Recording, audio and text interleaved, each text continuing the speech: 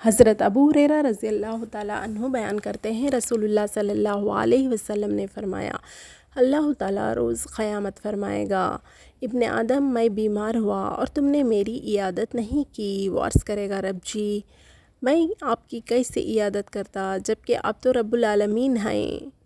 اللہ فرمائے، کیا تجھے علم نہیں کہ میرا فلاں بندہ بیمار ہوا تھا اور تو نے اس کی عیادت نہ کی؟ اگر تو اس کی عیادت کرتا تو مجھے اس کے پاس پاتا۔ ابن آدم میں نے تم سے کھانا طلب کیا لیکن تو نے مجھے کھانا نہ دیا۔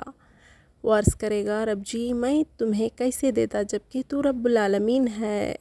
اللہ فرمائے گا، کیا تجھے علم نہیں کہ میرے فلاں بندے نے تجھ سے کھانا طلب کیا تھا لیکن تو نے اسے کھانا نہیں کھلایا؟ کیا تجھے علم نہیں کہ اگر تو اسے کھانا کھلاتا تو اس کے ثواب کو میرے پاس پاتا؟